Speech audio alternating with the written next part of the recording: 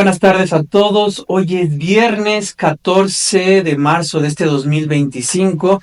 Estamos aquí ya listos para iniciar con este recorrido de 7 días para ahora sí que poner sobre la mesa cuáles fueron los principales temas que se abordaron aquí en Sin embargo, que ciertamente son los temas que se abordaron en general en todos los medios, en toda la discusión pública y política. Como siempre, acompañándome aquí, Álvaro Delgado. ¿Qué tal, Álvaro? ¿Cómo estás? Muy bien, Obed. Pues sí, una semana intensa, 7 días intensos, como lo dice el nombre de este programa, con temas muy importantes, en particular dos, Obed. La muerte supuesta y también documentada de Isabel Miranda de Wallace, esta mujer tan encumbrada por la derecha, y con una biografía putrefacta, eso hay que decirlo, que le prendan y le prendan veladoras y le lloren quien quiera llorarle, pero tiene una biografía corrupta esta mujer. Y claro, el hallazgo en Jalisco, en Teuchitlán, en ese municipio de la región de los Valles de Jalisco, de un centro de adiestramiento que exhibe al exgobernador Enrique Alfaro. Muy contento, como tú lo documentaste, allá en Europa. Soñando con las canchas de fútbol, ¿no? Pues sí, disfrutando la pasión adicional a la política, su pasión futbolera. Es aficionado, creo que al equipo que le vas tú, ¿no? Que quiere amenaza con ser técnico. Las Chivas, que no vieron cómo les pasó por encima el América en un tercer juego del Clásico, para el olvido para las Chivas, ¿no? Para el olvido, híjole. Pero hasta el próximo. Bueno, yo tampoco tengo mucho de qué estar contento con unos Pumas que no dan una. Ya pasaron. En fin. Pero bueno, vamos a corte y regresamos.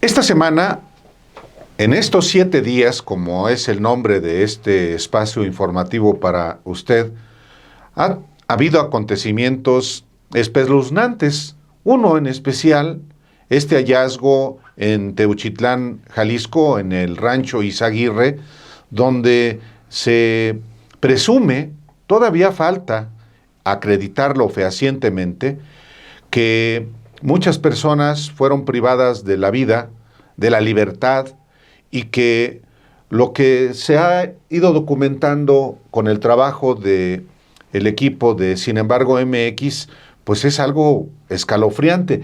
¿Cuáles son los hallazgos, Obed, que ha habido hasta ahora conforme al trabajo que se ha hecho en Sin embargo? Hay dos momentos para entender lo que fue localizado en este rancho de Izaguirre, que dicho sea de paso, se ha establecido en distintas ocasiones que no es una zona de difícil acceso para pensar que no pudieran ahí darse las diligencias correspondientes. Este lugar es asegurado en septiembre pasado, es decir, aún en el gobierno de Enrique Alfaro Ramírez, este gobernador que ahora está ya dándose la buena vida en Europa, queda a resguardo de la Fiscalía del Estado, que en un primer momento dice no haber encontrado nada. Son colectivos de familiares de desaparecidos, es decir, que están buscando a sus familias, quienes acuden ante llamadas anónimas y avisos que daban cuenta de que ahí tenían que indagar. Ellos indagan, encuentran 3 hornos crematorios. Ellos los identifican así porque no es un horno convencional, son zanjas que presumiblemente eran utilizadas para incinerar restos, ¿no? Es identificado como un centro de entrenamiento, presumiblemente el Cártel Jalisco Nueva Generación. Todo esto a partir de lo que encuentran los activistas, y dan indicios de ropa, objetos, libretas, apuntes y demás. Entra ya después, ante el escándalo generado, la fiscalía, que tuvo en su resguardo este inmueble desde septiembre, meses después entra y dice, bueno, publican una relación en una lista de Excel donde uno puede dar cuenta que hay pantalones, playeras, blusas, vestidos, boxers, faldas, zapatos, que es esta imagen que circuló en todos lados, zapatos, todos estos cientos de zapatos, pero además también maletas y todo tipo de objetos. Hay incluso hasta escritos, Álvaro, que es los que han subido. Son 771 objetos hasta esta mañana los que han sido catalogados, puestos en esta relación para que cualquier persona que esté buscando a sus desaparecidos pueda tener indicios y ver si están ahí. Es terrible lo que se encontró ahí y el trabajo que publicamos en Sin embargo MX de Obed, pues se da cuenta de justo esta relación de objetos personales que a alguien pertenecieron. No solamente los zapatos, más de 200 pares de zapatos, sino maletas, mochilas, prendas que efectivamente algún familiar puede identificar como de sus familiares. Y ciertamente por la correspondencia de la ropa, de las prendas, te hace ver que ahí había tanto hombres como mujeres, sí, que es evidentemente lo que se desprende de eso. Pero vayamos a ver este video, Álvaro, que preparamos en la unidad de investigación de Sin embargo. En Teuchitlán, Jalisco, el rancho Izaguirre ha sido comparado con campos de concentración nazis debido a los hallazgos de cientos de objetos personales como zapatos, cuadernos y ropa, que sugieren un sitio de exterminio y adiestramiento del Cártel Jalisco Nueva Generación. A pesar de que las autoridades aseguraron el predio en septiembre de 2024, no reportaron inicialmente estos vestigios, lo que ha generado críticas por su negligencia. La Fiscalía de Jalisco catalogó 493 objetos, incluyendo ropa, zapatos y documentos, que podrían pertenecer a víctimas de desaparición forzada. Estos hallazgos, realizados por el colectivo Guerreros Buscadores de Jalisco, han expuesto la magnitud del horror en este lugar, que se cree fue utilizado para reclutamiento y exterminio por parte del Cártel Jalisco Nueva Generación. Las autoridades estatales no habían reportado estos indicios durante su intervención inicial. El fiscal general Alejandro Gertz Manero anunció una investigación sobre los fallos de la Fiscalía de Jalisco, mientras que el gobernador Pablo Lemus se deslindó de la administración anterior, prometiendo cooperar para esclarecer los hechos. La Fiscalía General de la República atraerá el caso, lo que subraya la gravedad de la situación y la necesidad de una investigación independiente. Durante el gobierno de Enrique Alfaro, Jalisco registró un aumento del 258% en desapariciones con 24,000 casos y un incremento del 38% en homicidios dolosos, alcanzando 12,409 muertes. La percepción de inseguridad se mantuvo alta, con 74,3%, y la impunidad alcanzó el 99,1%, lo que refleja una crisis de seguridad y justicia en la entidad. El descubrimiento en el rancho Izaguirre no solo expone las prácticas brutales del Cártel Jalisco Nueva Generación, sino también las fallas de las autoridades para prevenir y documentar estos crímenes. Este caso subraya la necesidad de una investigación exhaustiva y transparente, así como de políticas efectivas para combatir la violencia y garantizar justicia para las víctimas y sus familias. Tú me enseñabas, Álvaro, en la semana fotos.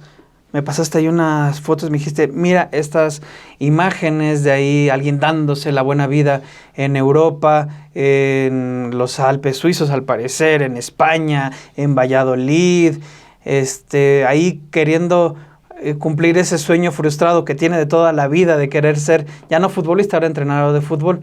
Eran imágenes de Enrique Alfaro, que deja todo este desorden en Jalisco, pero él ya está en Europa. Sí, Enrique Alfaro siempre fue un político muy aficionado al fútbol, desde que estaba en el PRI. Él estuvo, por ejemplo, en el PRI, apoyó la campaña de Francisco Labastida y se sale del PRI cuando Roberto Madrazo queda como candidato presidencial en el 2006 y entonces comienza a apoyar a Andrés Manuel López Obrador, claro, junto con quien fue su secretario general de gobierno, que es otro personaje al que hay que ponerle la lupa, Enrique Ibarra Pedrosa. Este par desde jóvenes fueron muy amigos. Y bueno, cuando deja la gubernatura Enrique Alfaro, anuncia que se va a preparar para ser entrenador de fútbol, para en algún día dirigir a las Chivas de Guadalajara, su equipo. Pues sí, pues es tu equipo también. No es decir como Alejandro Páez, que no reconoces a tus paisanos, No. como él no los reconoce. Pero Enrique Alfaro se va a Europa. Le gusta mucho Europa. Y cuando era gobernador, fue a viajes de promoción a Europa, para Jalisco, y se quedaba ya de vacaciones. Pero se va y se inscribe a la escuela de técnicos, o a la escuela del Real Madrid, que es su equipo favorito. Pues como a los de derecha les gusta. Y a partir de ahí, efectivamente, nace un reportaje que lleva la firma de Obed sobre justamente las imágenes que no comparte él, porque sus cuentas de redes sociales están inactivas desde que dejó el gobierno de Jalisco. Excepto la de Facebook. Excepto la de Facebook. Pero su esposa es la más indiscreta y es justamente con base en las fotografías que comparte la esposa de Enrique Alfaro, que se arma este reportaje, además de un trabajo de investigación que hace Obed y que se publica también en Sin embargo. Sí, o sea, él se mete a un máster de dirección de fútbol en la escuela del Real Madrid. Ciertamente este equipo multicampeón allá en Europa. Estábamos buscando la cifra porque yo quería saber cuánto cuesta prepararse en esa escuela. Que es una de las escuelas, sí, de élite dentro de allá pues de sí, Europa. ¿cómo no? Pues primero en Europa, luego el Real Madrid, pues cómo no va a ser, pues es un... Si fuera la Masía diría otra cosa, pero está bien. Que son 14,300 euros, es decir, unos 274,417 pesos al tipo de cambio de 2023, que es el último precio que está disponible cada vez que te pasaba esta relación, sí. Y ahí venía en ese costo. Incluso también vimos que a partir de lo que publicaba esta Joana Sinaí Santillán Álvarez, con quien contrae nupcias Enrique Alfaro en 2018, ellos pone ahí, como dices, pues ahí lo pone y arroba a esta Abadía Retuerta, que es un complejo hotelero allá en Valladolid, que en la noche está entre 300 y 600 euros la noche. Sí, por supuesto, es información de interés público, pues nomás faltaba que no. Claro que es de interés público. Es un servidor público que no porque haya dejado el cargo deja de estar sometido al escrutinio. Sobre todo, si efectivamente su pareja hace pública la información de los viajes. Quizá mucha gente dirá, pues no es tanto lo que ha pagado para el curso, son 2 meses de sueldo. Pero no es solamente eso, es el hospedaje, la alimentación, la escuela de su hija, en fin, tiene las posibilidades Enrique Alfaro, pues sí, en tanto que fue servidor público y tuvo un sueldo superior inclusive al del presidente López Obrador en su momento. Pero se coloca Alfaro bajo el escrutinio a raíz de todos los hallazgos, no solamente del rancho en Teutitlán, sino otros hallazgos que ha habido en el estado de Jalisco. Sí, en su sexenio básicamente se dispararon hallazgos de fosas, el número de desaparecidos que él mismo reconoció que dejó de reportar bajo el argumento de, pues es que nadie reporta lo que es, y entonces lo lógico es, pues entonces yo no voy a reportar, ¿no? No, él mismo fue desde el principio, en vísperas de asumir la gubernatura, él organizó un acto en la rotonda de las personas ilustres de Jalisco. Exacto. Y ahí dijo que la seguridad pública era de las autoridades electas del gobierno estatal y de las autoridades municipales para confrontarse, porque esa fue su estrategia inicial, con López Obrador. Exacto. Él asumió la responsabilidad de la seguridad en el estado de Jalisco junto con los alcaldes y el resultado es Jalisco primer lugar de desaparecidos, Jalisco primer lugar en fosas clandestinas, Jalisco uno de los estados con mayor violencia y sede del cártel más violento de nuestro país, que es el cártel Jalisco Nueva Generación, una de cuya denominación jamás pronunció ni siquiera las 4 letras. Los dejamos con este reportaje que preparamos en la unidad de investigación para ustedes. Enrique Alfaro, exgobernador de Jalisco, anunció su retiro de la política para dedicarse al fútbol en Europa. Tras dejar el cargo en diciembre, se inscribió en el máster en Dirección de Fútbol de la Escuela de Posgrado del Real Madrid, con un costo de 274,000 pesos. A principios de febrero estuvo en Rotterdam, en Países Bajos, como él mismo presumió. Incluso figura en una foto que el Feyenoord difundió en su página web sobre la visita de los estudiantes del máster de posgrado del Real Madrid que fueron a la academia del Feyenoord y del primer equipo.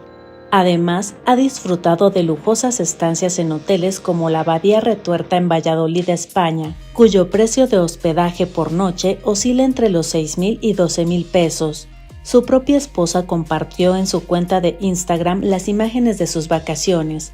Todo esto mientras Jalisco enfrenta las secuelas de su administración. Durante su gobierno, Jalisco se convirtió en el estado con más desapariciones en México, registrando 14,970 casos, el 13.03% del total nacional.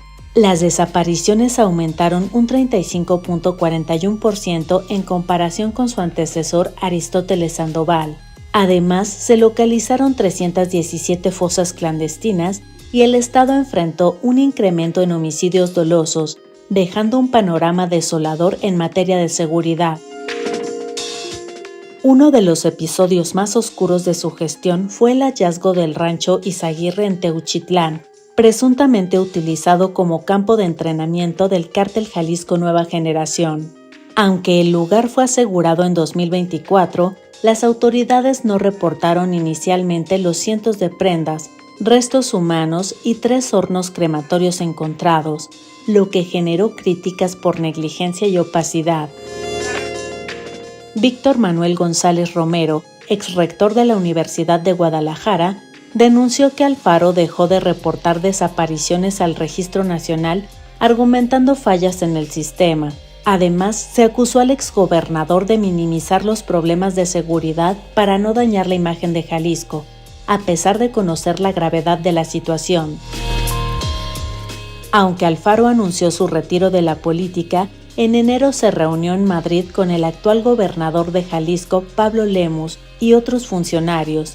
Durante la cena discutieron temas políticos y la situación del partido Movimiento Ciudadano, lo que sugiere que Alfaro mantiene influencia en la política local a pesar de su distanciamiento público.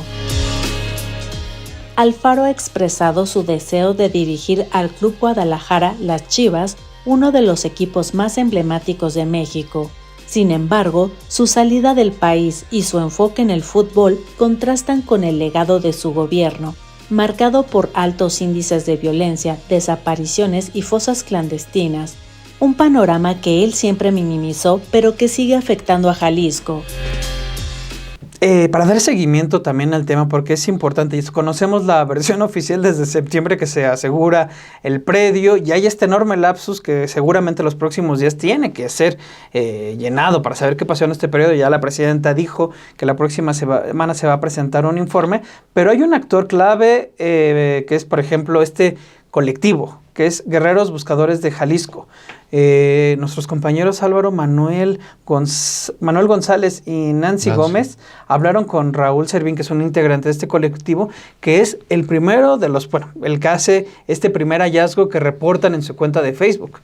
Sí, es muy importante porque ante la incompetencia de las autoridades para buscar a los desaparecidos, pues los familiares se organizan precisamente para para buscar a sus seres queridos en Jalisco, en Sonora, en Tamaulipas, en cualquier lugar de la República donde lamentablemente aberrante práctica de desapariciones pues se ha presentado. Y en el caso, muchas veces se atribuye a los buscadores que andan buscando a malandros. No, cuidado, porque en el caso de Jalisco está documentado que muchos desaparecidos fueron a buscar trabajo. Exacto.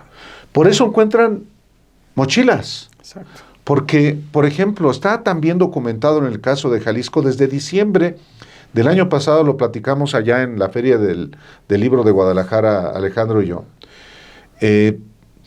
Se les citaba se publicaban convocatorias para ofrecer empleo ganando, por ejemplo, 8,000 pesos a la semana. Mucha gente, muchos jóvenes en particular, van a buscar trabajo y entonces los citaban en las inmediaciones de la central de autobuses que está en Tlaquepaque, en Jalisco, y pues los enganchaban y muchos jóvenes que buscaban trabajo no han vuelto a aparecer. Entonces, por eso es tan importante el que también no se estigmatice a quienes buscan a sus familiares legítimamente y parte de los buscadores, en este caso los guerreros buscadores de Jalisco, pues son los que han encontrado no solamente este rancho de adiestramiento en Teuchitlán, sino las fosas clandestinas, por ejemplo, en el municipio que gobernó Enrique Alfaro, Tlajomulco de Zúñiga. En fin, es un testimonio también desgarrador. Totalmente. Vamos a ver este fragmento de la entrevista que realizaron esta semana nuestros compañeros. Y hablando de este lugar, el que encontraron allá en Teuchitlán, los crematorios clandestinos, ¿qué nos pudiera comentar? ¿Cómo es que llegan a este lugar? ¿Quién les avisó? ¿Qué detalles? ¿Qué pudo ver usted en este sitio?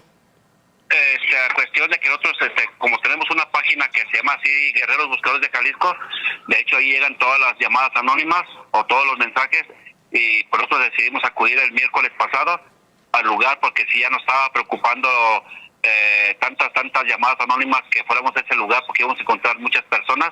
Y sí, sabíamos por medio de la televisión que esa parte era campo de adiestramiento, era donde los cárteles reclutaban personas y ahí las tenían. Entonces ya era más preocupante para nosotros, pero nunca nos imaginamos que fuéramos a encontrarnos con hornos crematorios, que otros a pensar que más bien eran cuerpos sepultados, pero no, la sorpresa fue habernos encontrado con estos restos humanos hechos a una nada, y que pues el crimen organizado fue el que llevó a cabo esa forma de trabajar y quitarle la vida a esas personas. Usted entró a este lugar, es lo que entendemos que usted junto con más integrantes de este colectivo ingresó. ¿Cómo nos pudiera describir el sitio? ¿Cómo estaba su conformación? Sí, al ingreso pues estaba el portón, y enseguida del lado derecho en la parte de arriba estaban unos cuartos donde dormían las personas que tenían ahí secuestradas. A un lado estaba donde los adiestraban, había muchas balas de gotcha, y había partes donde los torturaban a las personas que tenían secuestradas ahí. Ya enseguida nomás era un patio grande que estaba todo descubierto. Ahí yo me puse a escarbar, el cual yo me encontré miles de casquillos, la verdad, que no entendía cómo era el por qué el crimen organizado o las personas que se dedicaban a hacer eso los habían sepultado. Me di la tarea de seguir prospectando el lugar, y ya chequé que nuestros compañeros ya habían encontrado un horno, y luego enseguida el otro, y pues ya me puse a ayudarles con ellos a estar separando la tierra con los restos humanos que ya estaban quemados. En total fueron 3 crematorios, y fue una tristeza, un dolor, el haber visto este tipo de cosas y lo que le hicieron a cada persona que les quitaron la vida. Ahora, hablamos de Jalisco, como hemos hablado, como hemos investigado el caso también de la violencia en Guanajuato, pero en Oaxaca, Obed, también, sin embargo, publicamos esta semana un trabajo sobre la violencia en Oaxaca. Hay algo ahí, estábamos hablando justo cuando salía lo de Jalisco, nuestra compañera Romina Gándara se puso a indagar porque había muchos casos, reportes de desapariciones masivas entendidas en el aspecto que son de más de una persona, es decir, distintas personas que desaparecían y había un común denominador. Eran en estos destinos turísticos Huatulco, Puerto Escondido, Zipolite, que son digamos, esto que se ha visto catalogado como turismo alternativo, porque tal vez no sean tan masivo como puede ser Cancún, como puede ser Acapulco, como puede ser el mismo Puerto Vallarta, ¿no? En estas localidades lo que empezaron a notar era que iban personas a vacacionar y desaparecían. Desaparecían tal cual. De hecho, un caso que ahora sí que encendió las alarmas fue los jóvenes de Tlaxcala, Así es, que fueron a Huatulco y cuyos restos fueron encontrados en el estado de Puebla. ¿Qué pasa ahí? En un caso todavía no esclarecido, pero no es el único. No, también se daban, por ejemplo, este caso de la madre de Jacqueline Ailet Mesa Casares, de 23 años, quien publicó un mensaje pidiendo ayuda de su hija, va a vacacionar, pierden el contacto y no saben nada de ella. Romina entrevista a activistas allá en la zona que lo que le mencionan es: no se quiere hablar de narcotráfico, o existe esa idea de que el narcotráfico solamente pasaba antes por Oaxaca, tenía una presencia mínima, y ya lo que dices, no, ya están instalados aquí y todas estas cuestiones de violencia, estos episodios corresponden a la actividad que tienen las agrupaciones criminales en el estado. Ya ahí da estas explicaciones que pues se las dejamos en este reportaje que preparó nuestra compañera Romina Gándara. Romina Gándara. Oaxaca enfrenta un incremento en los casos de desapariciones colectivas, particularmente en zonas turísticas como Huatulco, Puerto Escondido y Zipolite, como quedó evidenciado con la reciente desaparición y posterior hallazgo sin vida de jóvenes originarios de Tlaxcala. Sin embargo, los números y las voces de los activistas indican que el problema no es nuevo y es más grande. Entonces, estamos en esa realidad, Romina, creo que ya no se puede hablar de Oaxaca fuera del mapa del crimen organizado, que es el mapa clásico de Tamaulipas, de Guerrero, nos habíamos mantenido aislados hasta cierto punto de ese fenómeno, pero ya se nos acabó eso, ya no podemos hablar más de que somos ajenos a esa realidad. Oaxaca ya forma parte de esta geografía del horror, ¿no? Por el crimen organizado.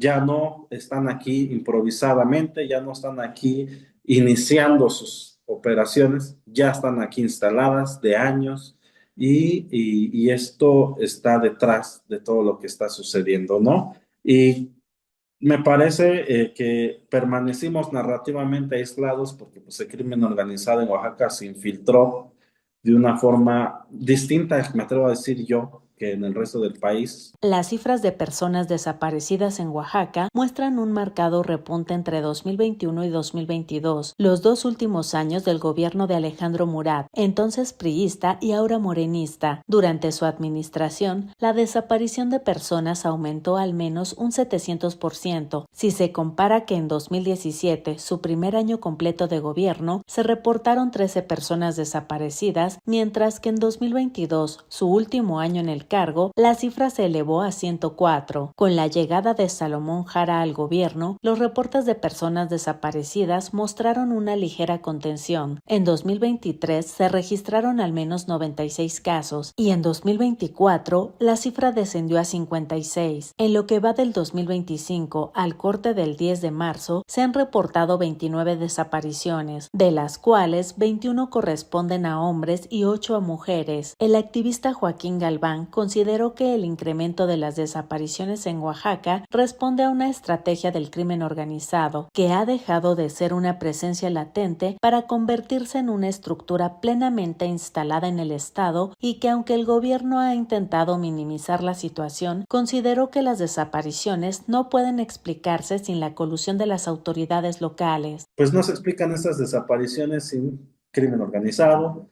sin colusión con funcionarios, sobre todo funcionarios locales de donde son desaparecidos. Ese es el mapeo general que tenemos ahorita con estos 16 desaparecidos colectivos, ¿no? O sea, me refiero a desapariciones colectivas de estos 2 últimos meses, porque pues tenemos otras desapariciones colectivas sucedidas en diciembre, tenemos otras acontecidas en noviembre. En noviembre tuvimos 18 desaparecidos migrantes que justo cruzaban por el estado y pues de repente ya no se supo nada de ellos. Entonces, ya no son casos aislados, insisto, ya se está volviendo una dinámica que espero no se vuelva una dinámica a la que nos acostumbremos. Desde que se tiene registro y hasta el 10 de marzo de 2025, en Oaxaca han desaparecido al menos 746 personas, según el Registro Nacional de Personas Desaparecidas. Los municipios con mayor número de casos son Oaxaca de Juárez, con 169 desapariciones, y San Juan Bautista Tuxtepec, con 42. En tanto, San Pedro Mixtepec y Santa María Huatulco, donde se encuentran Puerto Escondido y Huatulco, registran 9 y 4 desapariciones respectivamente. Sin embargo, el registro oficial clasifica a 126 personas desaparecidas como se desconoce o sin municipio de referencia. Álvaro, hubo un acto que sin duda se marcó el sábado, un acontecimiento noticioso que a todos nos sacó, ahora sí que nos sorprendió por la manera que se difundió la muerte de Isabel Miranda de Wallace, esta activista que prácticamente se volvió un personaje con mucho poder dentro de las corporaciones policíacas, tanto de Felipe Calderón, pero también ahí con Enrique Peña Nieto y demás. Es un reportero, Antonio Nieto, el que reporta su muerte y ¡pum!, en cascada, ahí tenías a Calderón y demás, ofreciendo sus condolencias. Llorándole. Por el suceso, prácticamente. Sí, fue un acontecimiento extraño el sábado, porque como tú bien dices, comienza con el reporte de este colega que obtiene información no oficial. Exacto. En este caso de la muerte de María Isabel Miranda Torres, conocida también como la señora Wallace, o Isabel Miranda de Wallace, como ella se hacía llamar. No es una mujer que haya tenido solamente relevancia en las corporaciones policíacas, no, en los gobiernos. En el gobierno de Vicente Fox, cuando ocurre la supuesta desaparición y asesinato jamás probado de su hijo, que detona su activismo y que la conduce a ganar el Premio Nacional de Derechos Humanos de Felipe Calderón y luego ser también la candidata del PAN al gobierno de la Ciudad de México en el 2012, y luego con Enrique Peña Nieto tiene también igualmente influencia, como la tuvo con Miguel Ángel Mancera en la Ciudad de México, también hay que decirlo. Con quien contendió en el 2012 y la aplastó. Apenas la Isabel Miranda obtuvo alrededor del 13% de los votos, mientras que Miguel Ángel Mancera, como ningún jefe de gobierno, superó el 52% de los votos en 2012.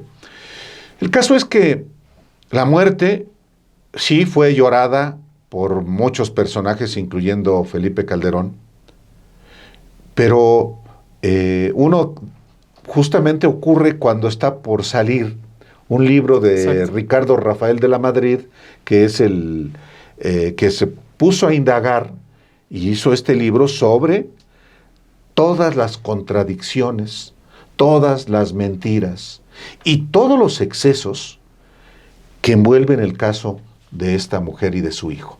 Sí, de esta muerte que se da a partir de una gota de sangre que se atribuye que era su padrastro, con el que evidentemente no tenía que haber una concordancia genética, y además es todo una cuestión, y además una gota de sangre que encuentran meses después de que el edificio en donde supuestamente fue asesinado ya había sido arrendado a un empleado de la misma empresa de publicidad de Isabel Miranda de Wallace, que después se casa con una de sus familiares, ¿no? Sí, yo me acuerdo de ese domicilio en la calle de Perugino, número 6, en la colonia Extremadura Insurgentes, porque yo vivía hace no mucho en Insurgentes Mixcoac. Entonces, yo pasaba por ahí durante el gobierno de de Calderón, siempre estaban vehículos de la Policía Federal, que Isabel Miranda siempre tuvo a su servicio como amiga íntima de Genaro García Luna y de todo el personal de la Policía Federal. Apenas pasé, por cierto, ayer jueves, recuerde que estamos transmitiendo el programa hoy viernes, aunque usted lo puede ver después, y ya no hay nadie. El edificio está a oscuras. Por supuesto, ¿quién quiere vivir en la casa donde supuestamente descuartizaron a alguien? Exacto. Aunque no esté comprobado que así ocurrió. El caso es que es terrible, y hablamos justamente al respecto con Ricardo Rafael, quien pues publica ese libro poco después de anunciarse la muerte de Isabel Miranda de Wallace. Así es. Les dejamos con este fragmento de esta entrevista que hicieron los periodistas. El mensaje en redes sociales que todos vimos hacia las 3 de la tarde lo origina un periodista que se llama Antonio Nieto. Antonio Nieto me concedió una llamada ese mismo sábado en la tarde, y la llamada a mí me generó más dudas de las que tenía antes de llamarle. ¿Qué me cuenta a mí Antonio Nieto? Que él no está cercano a la investigación de este caso, ni lo conoce a fondo, y sin embargo conoce a algún familiar próximo a la familia Wallace. Le pregunté qué familiar, si era su hermano Roberto, la hija Claudia, o qué familiar. Me dijo que no podía revelarme la fuente porque le habían exigido a él que no la revelara. Segundo, me dice que habría fallecido después de una intervención quirúrgica, aunque habla en plural de cirugías. Cuando le pregunto a qué cirugía se refiere, me dice que no me lo puede revelar tampoco. Le pregunto si es una cirugía estética o de otro tipo. Me dice que lo único que me puede decir es que la familia estaba interesada en que no se supiera el motivo por el que ingresó al hospital. Y lo último que le pregunto es la hora. ¿A qué hora murió? Porque nos enteramos hacia las 3 de la tarde, y después del mensaje de Nieto, pues Óscar Mario Beteta, Miguel Ángel Mancera y una serie de personajes públicos empezaron a empujar ese mensaje que todos vimos. Y entonces me interesaba saber a qué horas había ocurrido la muerte, y ahí lo que me responde es que no lo sabe. Lo que sí sabe es que la van a velar en Galloso de Avenida del Imán. Lo que hace es que yo llame a esta funeraria y no tenía ningún dato. Todo fue esto el sábado. Y en efecto, el domingo a las 10 de la mañana tengo corroborado, ¿no?, que se celebró una misa donde el ataúd nunca se abrió, que después de la misa, en efecto, hubo un par de discursos de la familia, recuerdos de la vida de ella, que parte de la familia se veía destrozada, muy lastimada. Ahí estaba José Enrique Wallace, más bien deambulando y en la seriedad que lo caracteriza. Había, por cierto, coronas, algunas enviadas por el gobierno, había sobre todo una muy destacada, muy grande de la Secretaría de Gobernación, y a las 2 horas de la misa se llevaron el féretro para su cremación. No tengo más datos. Este último episodio me llevaría a corroborar la muerte de Isabel Miranda. Los hechos ocurridos el sábado alimentaron las dudas. Y añado que hubo una llamada, ahora voy yo a guardarme mi fuente, a las autoridades policiales del más alto nivel en la Ciudad de México, que me respondieron el sábado por la tarde que no tenían registro de ninguna muerte en el hospital ABC de una mujer en las últimas 24 horas. Con todo esto, pues se imaginan ustedes lo confundido que me quedo, pero me parece ya imposible refutar el hecho de la muerte. No quiere decir que lo confirmo, me parece difícil refutarlo. Oye, Álvaro, ¿y si murió? En la biografía turbia, mentirosa, impostora de Isabel Miranda Torres, que se llamó de otra manera, que se casó de manera extraña y se divorció, pues uno pensaría que no, que es un montaje. Y parte de lo que platicamos con Ricardo Rafael fue eso. Él tiene dudas precisamente por toda esta biografía. Pero yo pues me puse a buscar en fuentes, digamos, a las que puede uno acceder si esto era posible. Y como yo tenía el registro federal de causantes de Isabel Miranda, entonces ingresé a la CURP y resulta que este documento oficial de la Secretaría de Gobernación arrojó que la CURP estaba inactiva por defunción. ¿Qué significa esto? Que ya murió la titular de esta clave. Es la clave que tenemos todos los mexicanos desde nuestro nacimiento y que se tiene sustento en el acta de nacimiento. Exacto. Bueno, ¿qué hice después? Busqué en la aplicación de la Ciudad de México, donde supuestamente murió, si había acta de defunción. Entonces ingresé el único problema es que ahí sí te piden más datos que yo no tengo. Por tanto, yo no pude acceder al acta de defunción. Pero la CURP tiene que ver también con el acta de defunción. Entonces, ninguna autoridad ha dicho, sí, ya murió. De hecho, la presidenta tampoco lo dijo. Sí, exacto. Pero ahí estaba la secretaria de Gobernación en la conferencia mañanera el otro día y nadie le preguntó. Que mandó... ¿Quién sabe por qué, verdad? Porque mejor muchos compañeros preguntan otra cosa. Gestiones, reclamos, activismo, bueno. Pero el único documento oficial hasta hoy sobre la muerte de Isabel Miranda de Wallace es lo que publicamos en Sin embargo, como consecuencia de esta consulta que hicimos. Y por tanto está muerta. Tal cual. Vamos a ver este reportaje que preparó Álvaro Delgado, donde va a ver precisamente esto.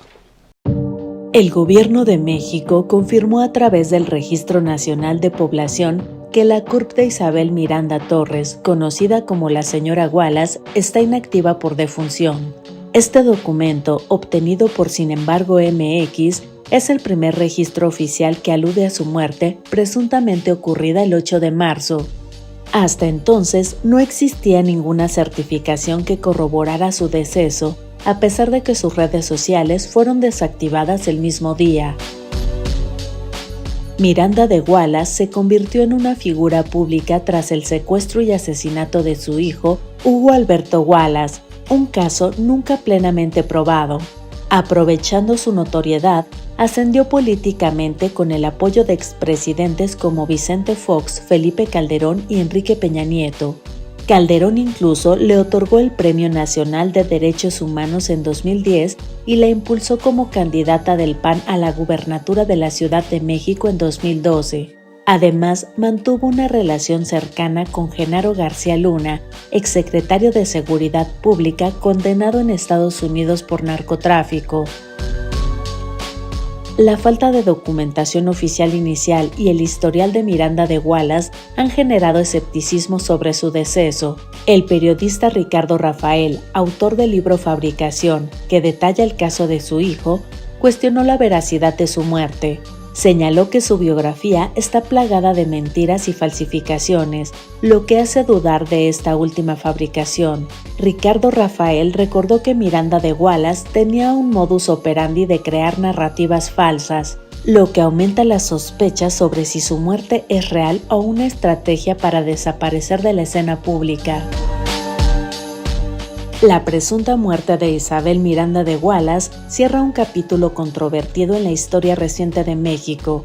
Su figura, ligada a escándalos, poder y cuestionamientos éticos, deja un legado complejo que sigue siendo objetivo de debate. Su vida, marcada por la tragedia familiar y la ambición política, refleja las tensiones y contradicciones de una época en la que el activismo y el poder se entrelazaron de manera turbulenta.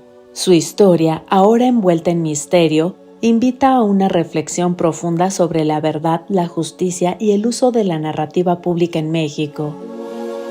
Otro tema, Álvaro, que es que me ha dado mucho de qué pensar en esta cuestión de los intereses que puede tener el gran capital para poder hacer distintas cuestiones y un asunto que quiere retardar, de repente le mete el acelerador. Es el caso de Ricardo Salinas Pliego con estos adeudos fiscales que tú fuiste el primero en reportar el monto concreto.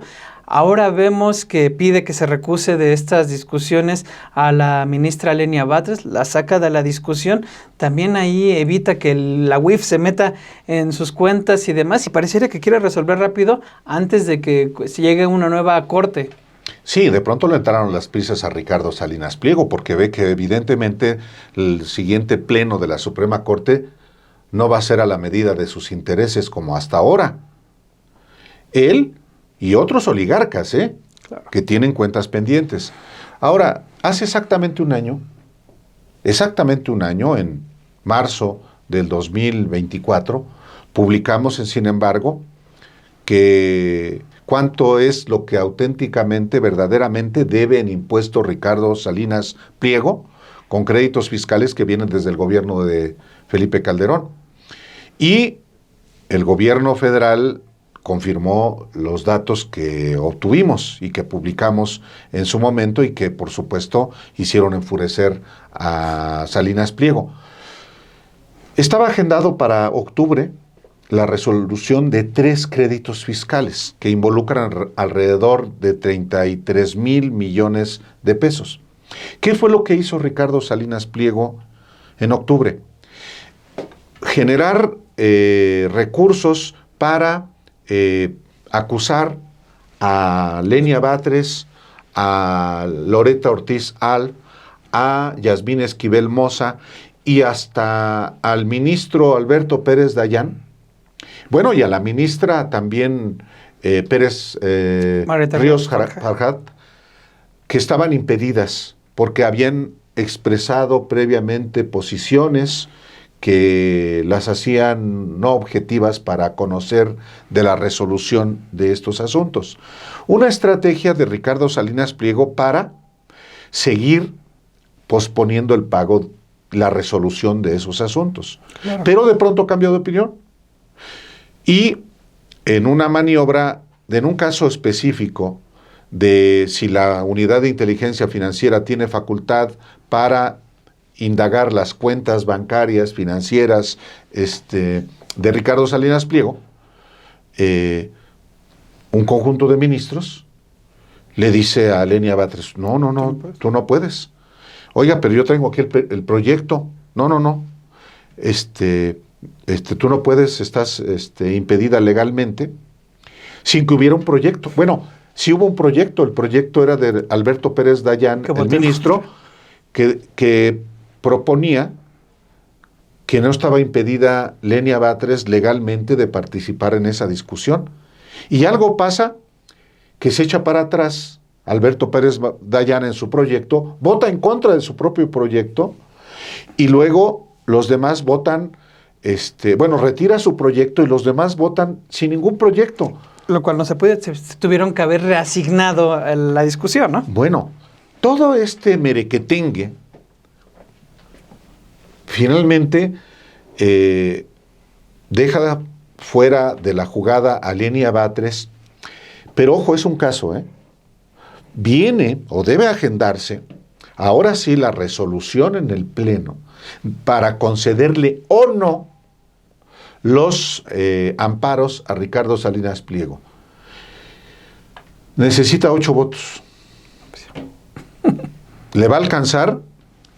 Bueno, puede ser, porque si la ministra Yasmín Esquivel vota con todo el bloque, entonces no los alcanza. Ahora, también una cosa muy interesante, viene el proyecto del ministro Pérez Dayán, ni modo que vote en contra de su propio proyecto. Ya lo hizo, pero no creo. En el caso de los 33,000 millones de pesos. Ya lo veremos. Lo cierto es que sí fue un asunto importante el tema de Ricardo Salinas Pliego y el pleito con la ministra Yasmín Esquivel y otros ministros. Así es, y de hecho hablaste con Lenia Batres, con la ministra Lenia Batres, y este es un fragmento de la entrevista que le concedió a Álvaro Delgado. Tienen que ver esas dos cosas. Tiene que ver seguramente pues el fin de esta era esta época. Seguramente, pues yo creo que si alguien tiene temor a cómo va a resolver una siguiente corte, pues por lo menos apegada a derecho, pues si hay ese temor, pues creo que no muestra más que pues un punto a favor de la reforma, porque era parte de la idea que se mostrara que hay una transformación y que los ministros no van a resolver por consigna, subordinados a intereses de nadie, de manera irrazonable. Eso tiene que ver. Cuando uno ve estas resoluciones que no son lógicas, yo nada más me acuerdo de ese dicho, de esa frase que llegaba a mencionar nuestro expresidente López Obrador, de que cuando algo no suena lógico, suena metálico. Bueno, pues esa parte puede estar sonando así en este momento. No suena lógico. Ya lo habían razonado y no le habían dado la razón. Y en segundo lugar, pues hay un proceso electoral. Pues seguro que tiene que ver con este momento. Es muy probable pues que les resulte preocupante pues como vamos ahorita. No sé de qué forma específicamente esta persona, pero pues seguro que tiene pues una incumbencia en la propia resolución de la Corte y en estos intereses fácticos que están presionando, porque además parte de lo que hace esta persona, pues justamente resuelve la Corte y la felicita y vuelve a soltar una sarta de insultos como acostumbra, insultos prepotentes. Me puse, bueno, en la junta ahí me estaban diciendo, oye, ¿qué tan popular e impopular es Donald Trump en Canadá, en México, en Europa, en Estados Unidos? Porque justamente en Canadá había salido una encuesta en donde decía que los canadienses repudian prácticamente a Trump, ha crecido su repudio y ha al mismo tiempo crecido su nacionalismo. Nos metimos, Álvaro, a ver en Europa y en España, Italia, Alemania, Francia, Reino Unido, ciertamente no lo quieren, pero tampoco en México. Lo más sorprendente, bueno, ya no es ni tan sorprendente, porque el sistema electoral de Estados Unidos no es de voto popular, es otro sistema. Ni en Estados Unidos quieren a Donald Trump, no es popular realmente. No, y sin embargo le dio para ganar, ¿no? Exacto. Está partido Estados Unidos. Así es.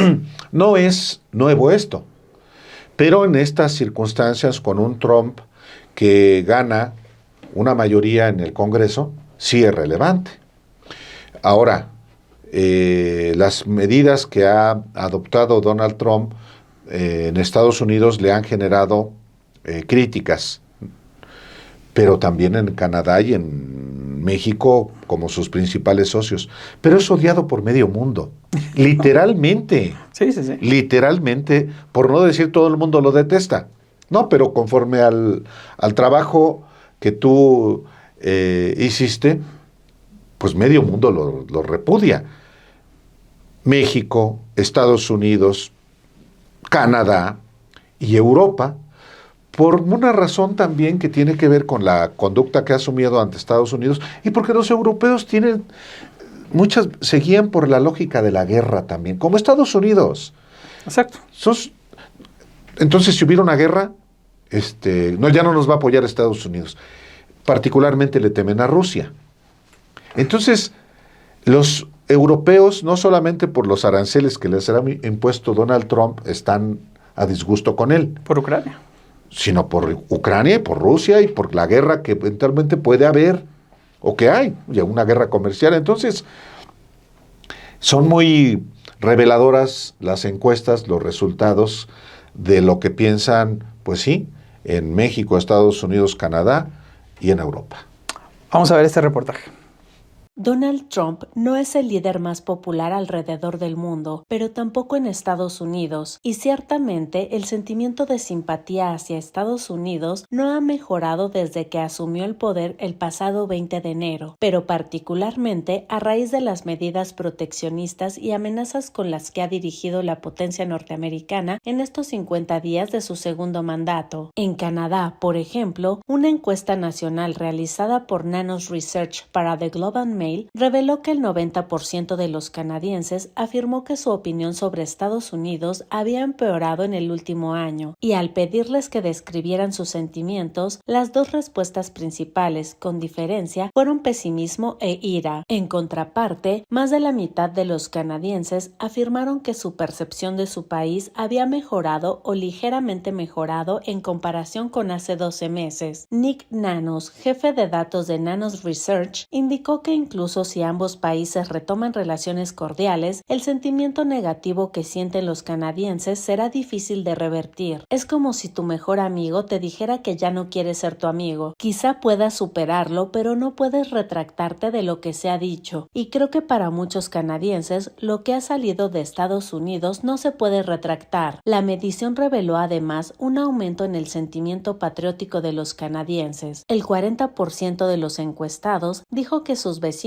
amaban más a Canadá en comparación del año pasado, el doble del número de quienes dijeron que creían que la gente de su comunidad amaba menos al país. En México, una medición realizada por Buendía Márquez para El Universal arrojó el pasado 25 de febrero que el 80% de los mexicanos tiene una mala opinión de Donald Trump. Se trata del nivel más alto en este segundo periodo, pero aún por debajo del 87% de rechazo que registró esta misma medición en febrero de 2019 en su primera administración. Lo cierto es que no solo en Canadá y México se ve con recelo a Donald Trump. Una serie de encuestas de YouGov realizadas en España, Francia, Italia, Alemania y Reino Unido para el diario El País muestran el rechazo que existe hacia el mandatario estadounidense. En ese sentido, el 75% de los españoles dicen que Trump pone en peligro la paz y la seguridad en Europa. Lo mismo opinan británicos, 78%, alemanes, 74%, franceses, 69% e italianos, 58%. Ahora bien, también en Estados Unidos, Donald Trump enfrenta un descontento importante. Una encuesta de Emerson College, publicada en sus 50 días de gobierno, reveló que el índice de aprobación del presidente Donald Trump entre los estadounidenses está disminuyendo a medida que aumentan los temores por la economía. La medición reveló que el 47% de los votantes aprueba su desempeño laboral y el 45% lo desaprueba. En tanto, el ponderado de encuestas de Real Clear Politics muestran cómo desde que ganó la presidencia el pasado 6 de enero, la popularidad de Trump ha tenido una evolución que actualmente lo tiene enfrentando números negativos. Por ejemplo, el 6 de noviembre pasado, Trump tenía una opinión desfavorable del 51% contra una favorable del 44%, la cual se revirtió en un mes después a 49% de favorable y 47% de desfavorable. El día de su toma de protesta, esto se revirtió de nuevo con 48% de desfavorable y 47% de favorable. A la fecha, tiene una opinión negativa del 49% contra una positiva del 46%, según este ponderado.